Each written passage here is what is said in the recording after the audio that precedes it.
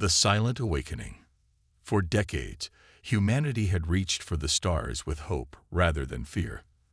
The bitter conflicts of Earth's past had faded into cautionary tales as we expanded across our solar system and beyond. Colony ships carried thousands to new homes on terraformed worlds circling distant suns. Massive habitats orbited gas giants, mining precious resources.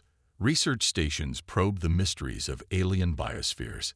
Humanity had not found intelligent alien life, but we had found purpose, unity, and a boundless frontier. The 17 outer colonies represented the pinnacle of human achievement, symbols of our collective dreams realized through determination and ingenuity.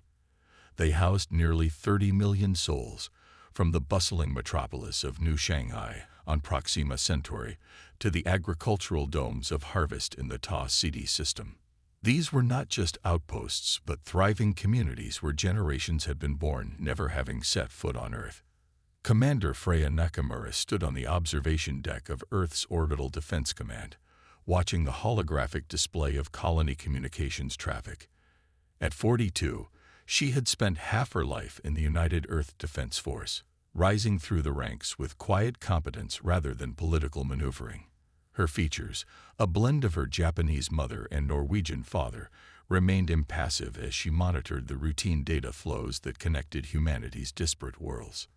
"Another beautiful day across human space," remarked Lieutenant Patel, sliding a coffee across the console toward her. 17 colonies, all green status. Freya nodded, taking the cup. Despite the peace, she had never fully embraced the optimism of the expansion era. Something in her, perhaps the genes of ancestors who had survived Earth's darkest conflicts, remained vigilant, waiting.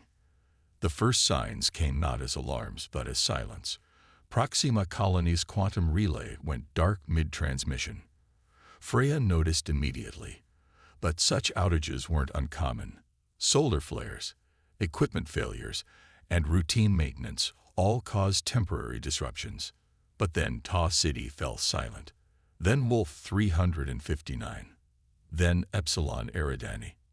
Within 37 minutes, all 17 colonies had gone dark. "Run diagnostics on the QER network," Freya ordered, setting down her untouched coffee. "Lieutenant, alert Admiral Chung." "Ma'am, it's probably just a cascading node failure in the quantum entanglement relays. This happened last year during the solar." "This isn't a technical glitch." Freya cut him off, her eyes fixed on the display. "Call the Admiral. Now." Her certainty came not from data, but from the cold dread settling in her stomach. The same feeling her grandmother described having minutes before the Tokyo tsunami of 2097. Something terrible was happening. The confirmation arrived 3 hours later. An automated probe from Proxima Centauri managed to reach Seoul, carrying 43 seconds of footage that would forever change humanity's understanding of its place in the cosmos. The orbital view showed massive ships unlike anything humans had built, asymmetrical constructs of dark metal with bioorganic protrusions, unleashing weapons that tore through the colony's defenses as if they were paper.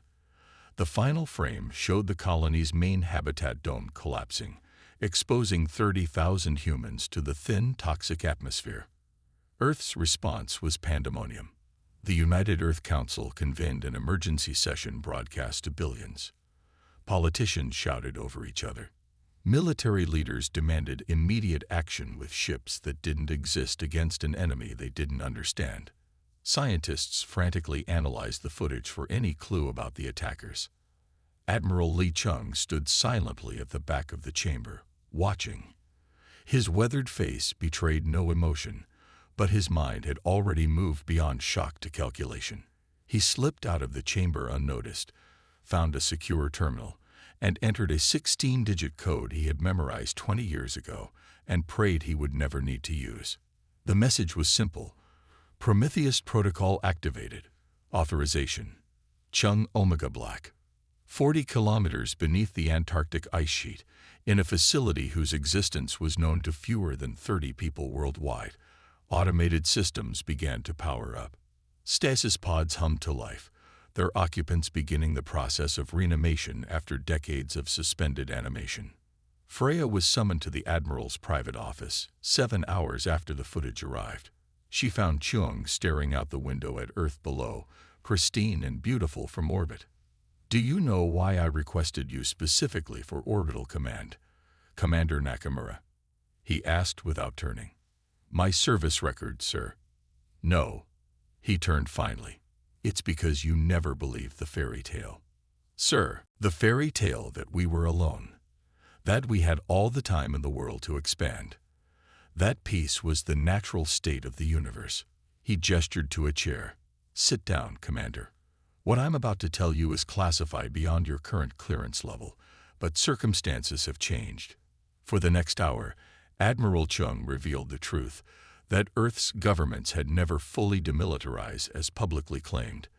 That deep beneath various mountain ranges and ocean floors, research into weapons of unimaginable destructive potential had continued. That the Prometheus Protocol, conceived in the aftermath of the last war, had created contingencies for the very scenario they now faced. "We're activating the Sentinels," Chung concluded, "and you're going to help command them." The Sentinels. Even within the military, they were thought to be an abandoned Cold War relic, elite soldiers enhanced through classified means, designed to fight wars beyond conventional limits. The program was officially scrapped after public outcry over ethical concerns. Except it wasn't scrapped, it went deeper underground. "With respect, Admiral," Freya said carefully, "if these aliens can wipe out 17 heavily defended colonies simultaneously, what difference will a few super soldiers make?" Chum's smile held no warmth. "Because they're not just enhanced humans, Commander. They're our answer to extinction." 2 days later, Freya stood inside the Antarctic facility, watching as 23 stasis pods completed their reanimation cycles. The Sentinels emerged one by one, men and women of various ethnicities, all physically perfect specimens with an unsettling stillness about them. At their head stood a man in his 50s, his posture military straight despite decades in stasis. His eyes, unnaturally bright blue, scanned the room with predatory assessment before settling on Freya. "Colonel David Archer," he introduced himself, voice resonant with authority. "Sentinel Prime, you must be our new handler from upstairs. Commander Freya Nakamura. I'm your tactical liaison, not your handler." Archer's lips curved slightly. "Semantics. What's the situation?" As Freya briefed them on the colony attacks, she observed the Sentinels closely. They absorbed the information with clinical detachment, asking precise questions about enemy capabilities and remaining human assets. There was something profoundly unsettling about them. They looked human but responded like machines programmed for war. "So," Archer concluded after the briefing, "unknown hostiles with superior technology have wiped out our colonial presence, likely killing 30 million civilians. Earth is defenseless against their capabilities, and we have no idea when they'll arrive here." Does that sum it up? "Yes," Freya admitted. The colonel smiled, a predator's smile that never reached his eyes. "Perfect. I was worried this would be difficult." While the Sentinels prepared, another critical meeting took place in the lowest level of the facility. Admiral Chung faced a holographic projection of a disheveled man in his 60s, whose brilliant mind had conceived most of Earth's advanced defense systems. "You understand what we're asking, Dr. Chen," Chung said. Dr. Marcus Chen ran a hand through his graying hair. "You're asking me to weaponize technology I designed to advance human understanding of the universe. I'm asking you to save our species." Chen sighed heavily. "The phase shift technology was never meant for this. It's unstable, untested on organic subjects. The Sentinels are enhanced to withstand it." "Enhanced how, exactly?" Chen's eyes narrowed. The original Project Sentinel was shut down because the neural interfaces were killing the subjects. "What did you do to make it work?" Chung remained silent. "God help us all," Chen whispered. "I'll need 3 days to modify the prototypes." "You have 36 hours. After that, We're dark on the remaining colony status. We have to assume contact has been lost because they've been destroyed. Around the world, other classified facilities activated. Orbital platforms that appeared on no official registry began powering weapon systems. Hidden shipyards revealed vessels with capabilities far beyond public knowledge. Earth had maintained a facade of near-total demilitarization for a century, while secretly preparing for exactly this scenario. Within a week of the attack, humanity had mobilized a response that would have been unimaginable to the public a month earlier. Special forces teams were deployed to evacuate critical personnel to underground shelters. Quantum computers began running invasion simulations, and the Prometheus Protocol entered its final stage: activation of the Vanguard fleet. We built them in secret, Admiral Chung explained as he led Freya and Colonel Archer through a massive underground hangar. 7 vessels, each capable of matching anything we've seen in the attack footage. Before them stood a ship unlike any Freya had seen, sleeker than standard military vessels, with a hull of midnight black material that seemed to absorb light rather than reflect it. The UESS Nemesis, Chum announced with quiet pride. Our flagship. While the public thought we were scaling back military research, we were actually integrating everything we learned from discovered alien artifacts into these ships. Alien artifacts. Freya questioned. What artifacts? Another fairy tale debunked. Commander, Archer said with a smirk. We've known we weren't alone for decades. Found enough wreckage to reverse engineer some impressive toys. Dr. Chen emerged from within the ship, carrying what appeared to be a modified combat suit. The phase armor is ready, he announced without preamble. But I need to be clear about the risks. This technology alters the quantum state of matter. In theory, it allows the wearer to phase through solid objects while maintaining coherence. In practice, he trailed off. In practice, what? Freya pressed. In practice, I've never tested it on living subjects.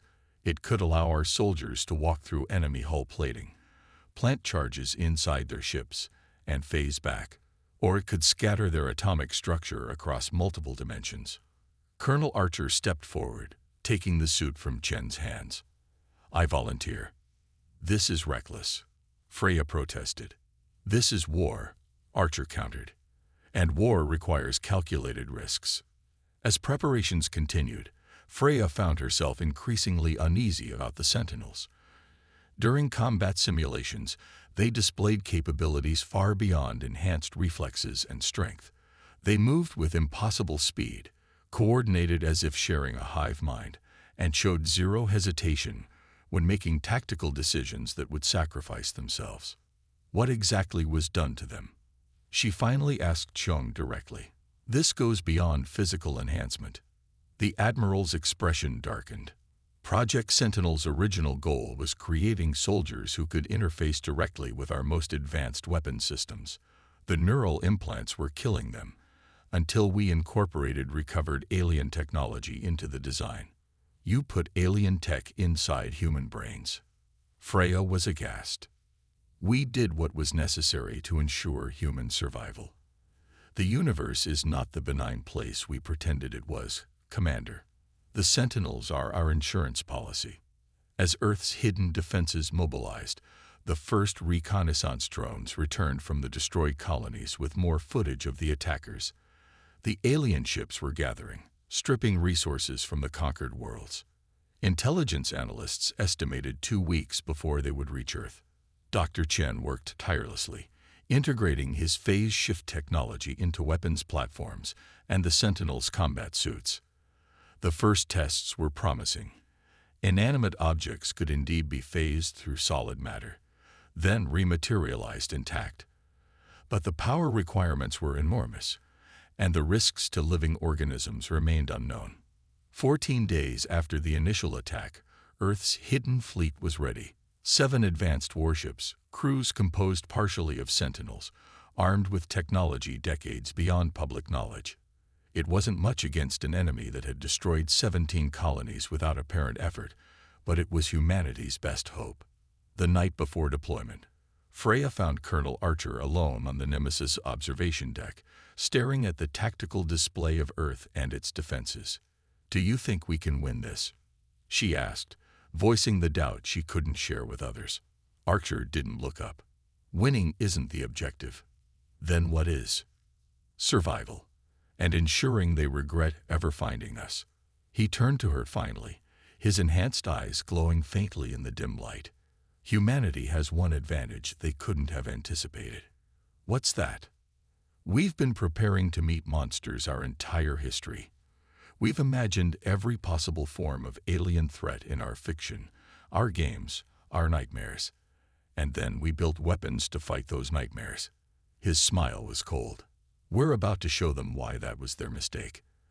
As the countdown to launch began, Earth held its breath, unaware of the terrible fury about to be unleashed in its name.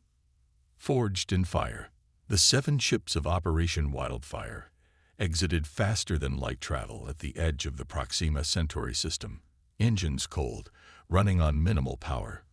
From the command bridge of the UESS Nemesis, Commander Freya Nakamura watched the tactical display with grim focus.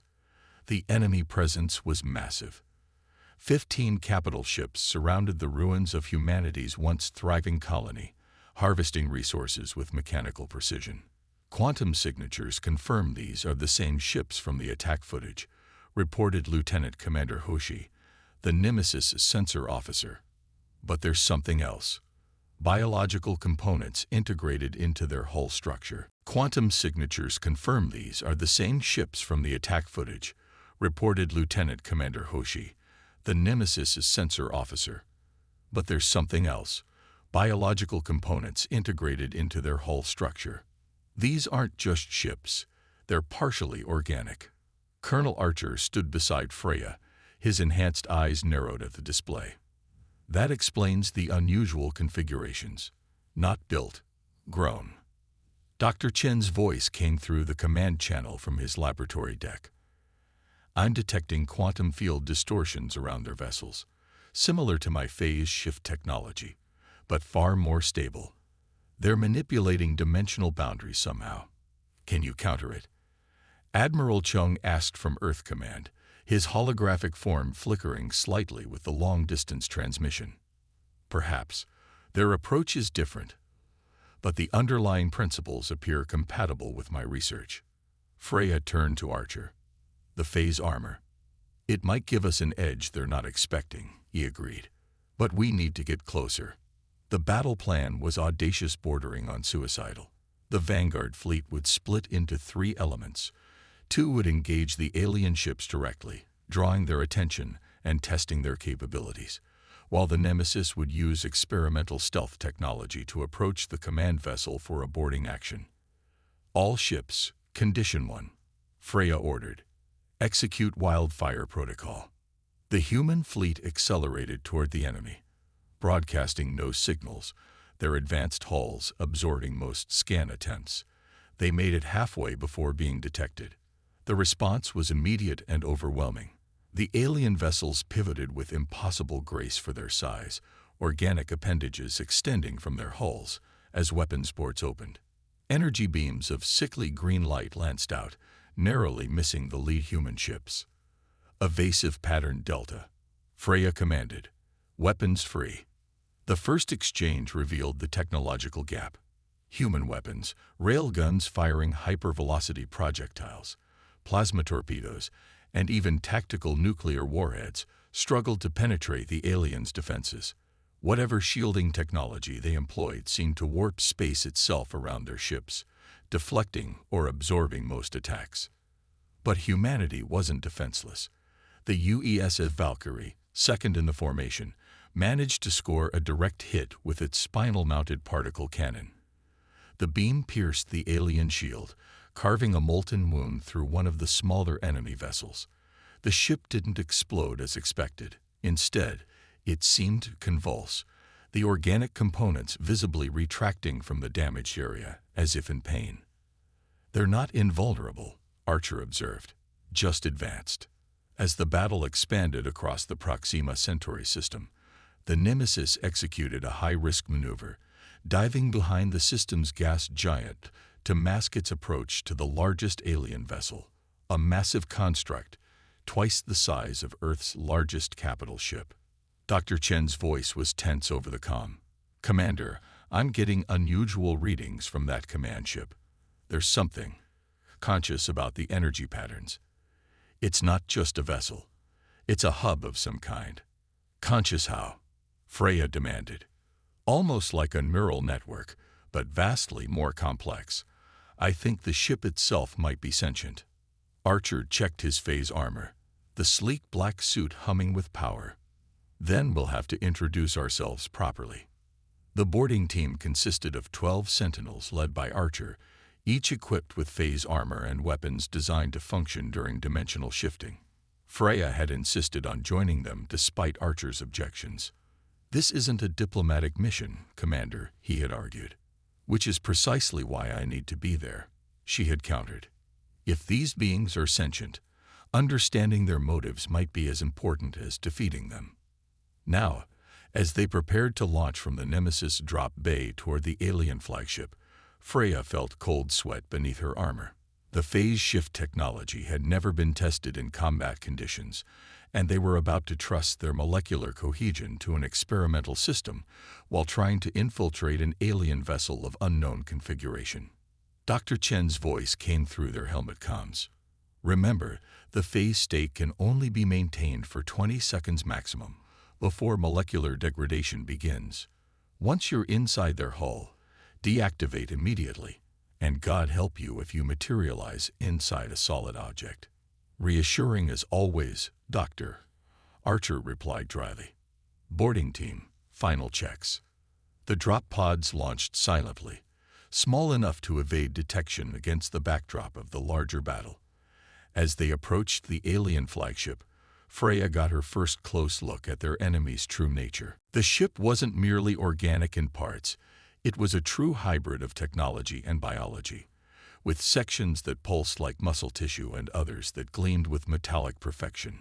Enormous external structures resembled skeletal protrusions, forming a protective cage around more vulnerable central components.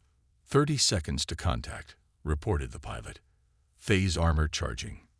Freya checked her own suit's diagnostics. The power cells were humming at full capacity, ready to alter her quantum state enough to pass through solid matter. She tried not to think about what would happen if the system failed mid-phase. "Target acquired."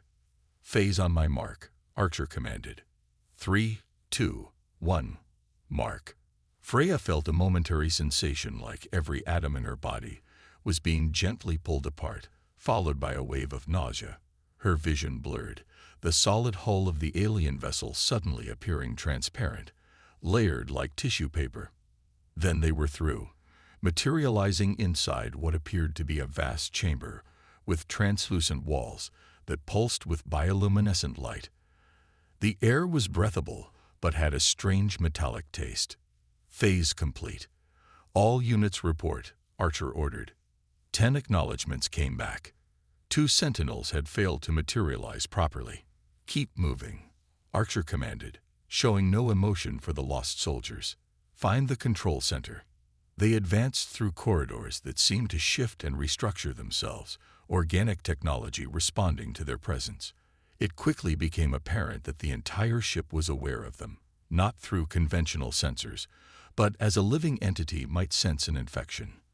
The first direct contact with the aliens came 3 minutes into their infiltration. A door-like aperture dilated, and 3 figures stepped through. They were tall, nearly 7 feet, with elongated limbs and torsos covered in what appeared to be a combination of natural armor plating and technological augmentation.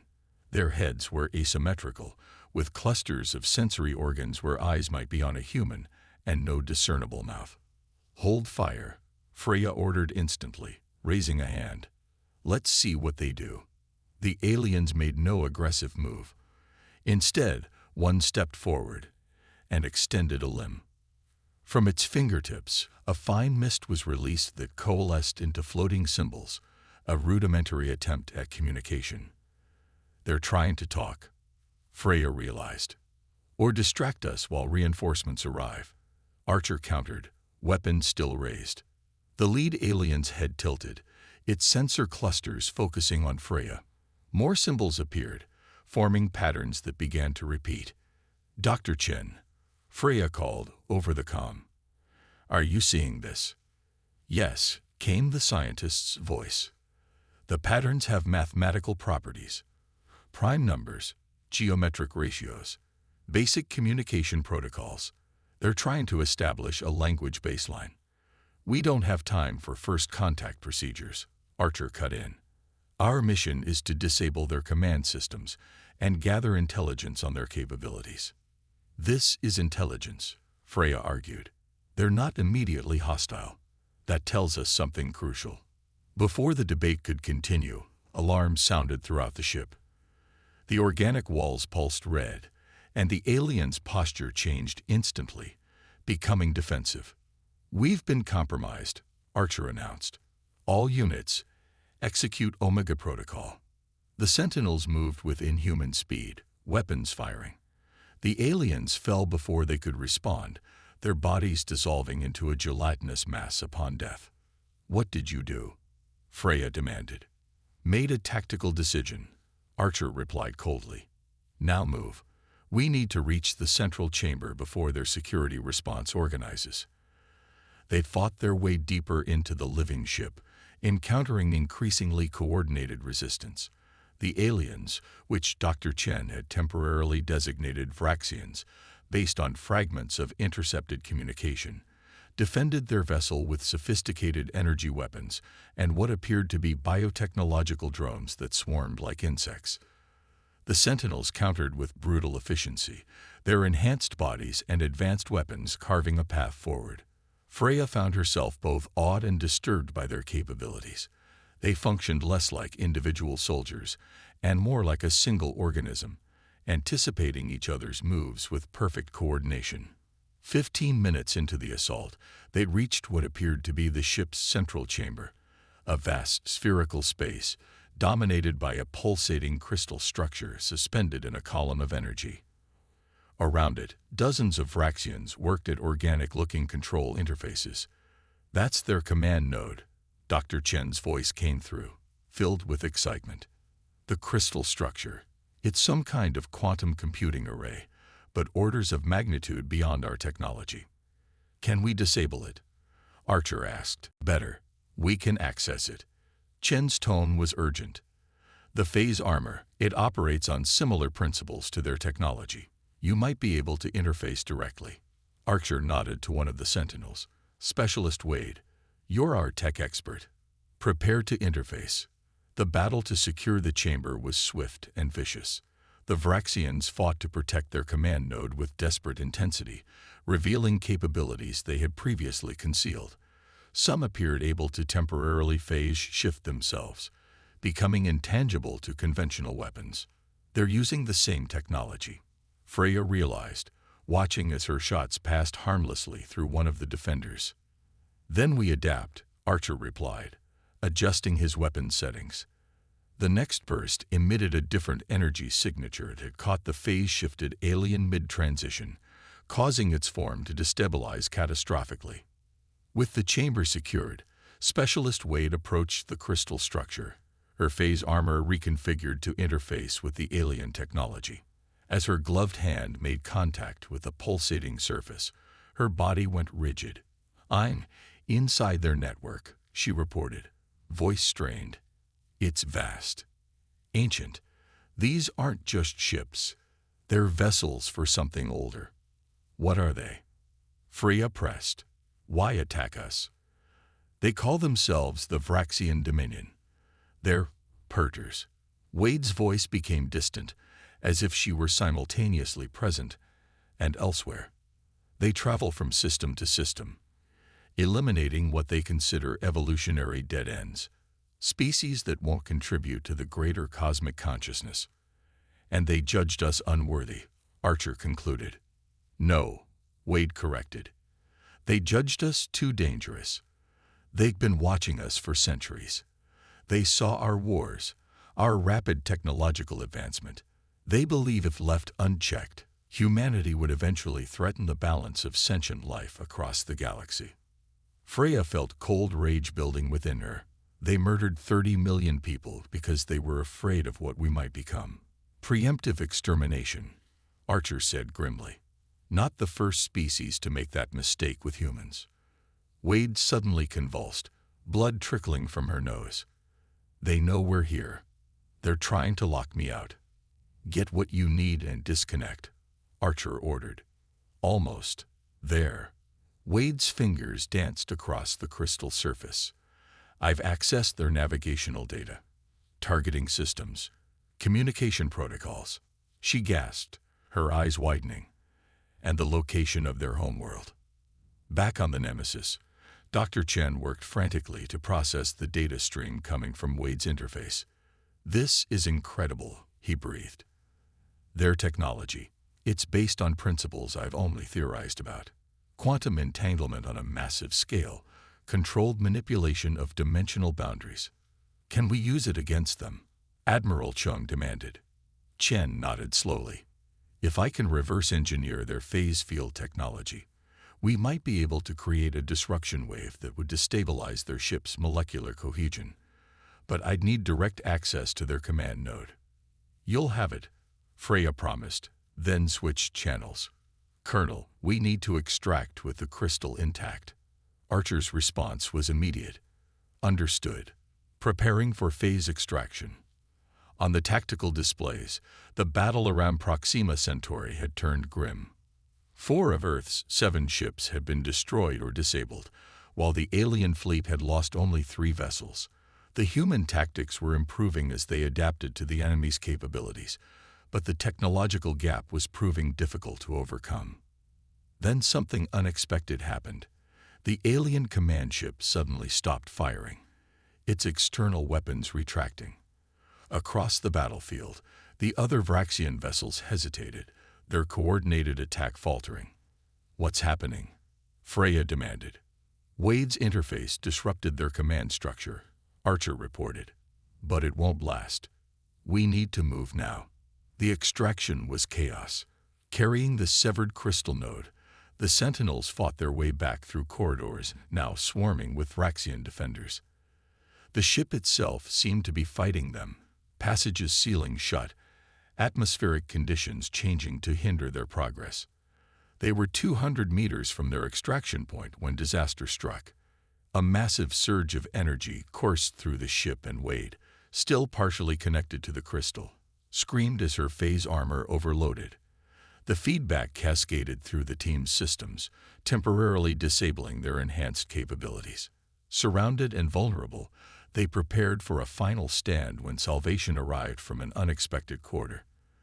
The UESS Valkyrie, heavily damaged but still operational, executed a suicidal ramming maneuver against the command ship's outer hull, creating a breach precisely at their location. In the depths of space, at the edge of explored territory, automated beacons broadcast a message to any spacefaring civilization that might encounter human territory.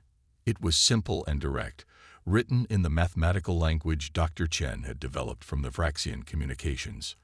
We are humanity. We seek peace with all sentient